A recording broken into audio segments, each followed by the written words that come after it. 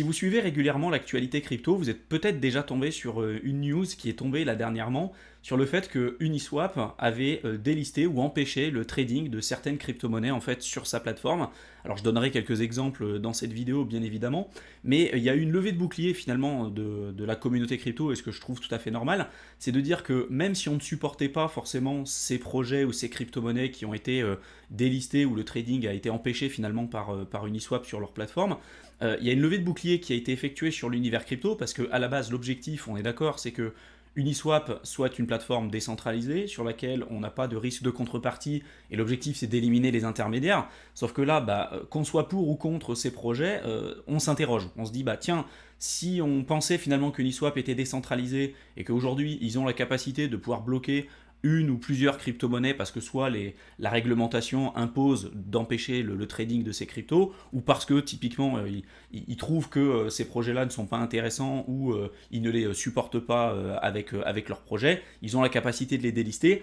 En tant qu'investisseur crypto, ça peut nous poser des questions parce que à la base, d'Uniswap, c'est censé être une plateforme décentralisée, donc comment on peut expliquer ça? Comment on peut à la fois avoir une image de plateforme décentralisée et avoir ensuite la possibilité de délister certains projets crypto sur la plateforme, ou en tout cas empêcher les utilisateurs de pouvoir faire des échanges sur leur plateforme. On verra qu'il y a quand même énormément de choses à dire sur ce sujet, mais qu'il y a surtout aussi des mauvaises conceptions ou des idées préconçues qu'on a sur le fonctionnement d'Uniswap, et c'est justement ce que je vais essayer d'adresser dans cette vidéo. Pour ceux qui connaissent un petit peu le marché crypto et qui suivent certaines chaînes sur le marché américain et anglophone, il y a un gros influenceur sur le marché US qui s'appelle BitBoy Crypto, je pense que vous en avez sans doute entendu parler. C'est pas forcément quelqu'un que je tiens dans mon cœur parce qu'il a lancé énormément d'arnaques et il a une manière de procéder qu'avec Mickaël on ne partage absolument pas. Néanmoins, c'est l'exemple que je vais vous donner dans cette vidéo. Il a lancé un énième scam à un moment donné qui s'appelait le Ben Token.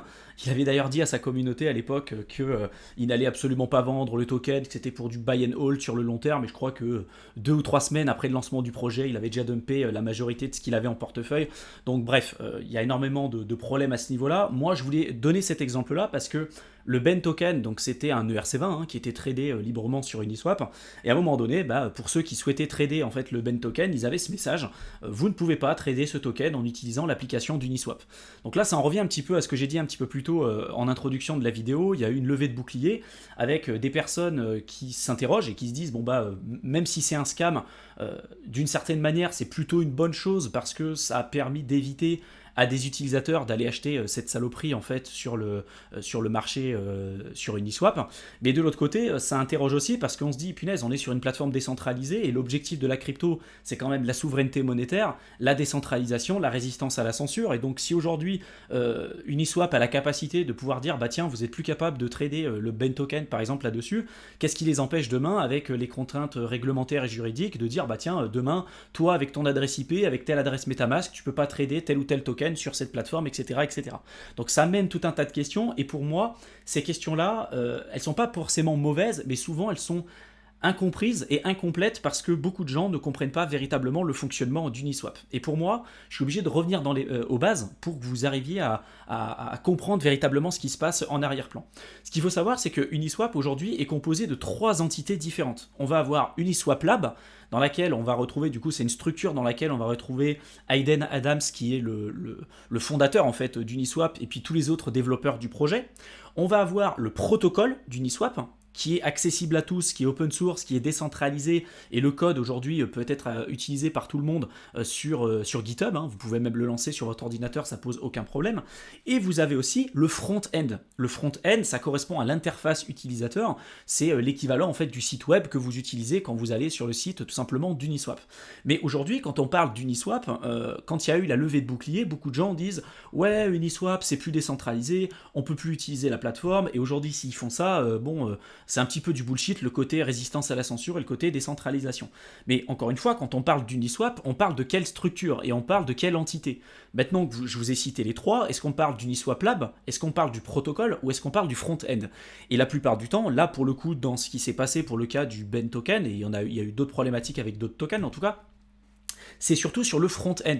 Donc le front-end, c'est l'interface utilisateur. Mais aujourd'hui, vous pouvez utiliser d'autres front-end. Et donc si vous avez un token qui demain est bloqué par le front-end à proprement parler d'Uniswap, vous pouvez très bien lancer le code. Je vous ai mis quelques alternatives à Uniswap, comme par exemple OneInch qui est un agrégateur de DEX, Matcha.xyz aussi qui est un agrégateur de DEX, et puis je vous ai mis un autre lien juste en dessous qui est un autre front-end d'Uniswap. Je vous mettrai tous les liens dans la barre d'infos, qui est un autre front-end d'Uniswap. Donc c'est la même, vous allez voir que c'est la même interface en fait qu'Uniswap, mais derrière il n'y aura pas les mêmes blocages que vous avez si vous allez sur le site officiel, le front-end officiel d'Uniswap. Voilà.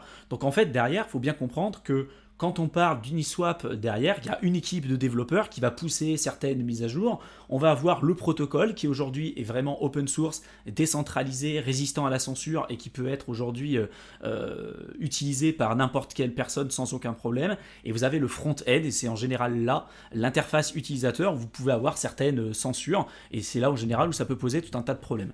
Mais à partir du moment où vous êtes suffisamment formé, déjà il faut comprendre qu'il y a plusieurs alternatives qui sont aujourd'hui à votre disposition. Si demain il y a un problème avec Uniswap, on pourra utiliser d'autres plateformes et surtout vous pouvez utiliser d'autres front-end sur lesquels vous n'aurez pas les censures que j'ai évoquées un petit peu plus tôt. J'espère en tout cas que cette vidéo vous aura plu, qu'elle vous aura intéressé, qu'elle vous aura été utile.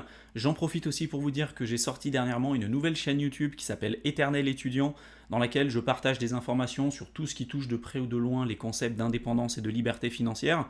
Donc je parle d'entrepreneuriat, investissement, finances personnelles, etc. Sur cette chaîne, on va rester axé sur le secteur des crypto-monnaies, mais en tout cas, si vous vous intéressez à ces sujets-là, je vous invite à vous abonner à la seconde chaîne et je vous mettrai le lien dans la barre d'infos.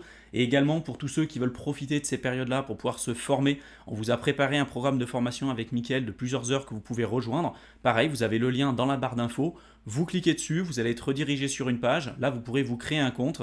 Vous mettez votre adresse mail, vous mettez également aussi un mot de passe. Et ensuite, vous pourrez vous connecter à votre espace membre pour pouvoir suivre finalement la formation. Je vous souhaite une excellente fin de journée et je vous retrouve dans une prochaine vidéo. À bientôt.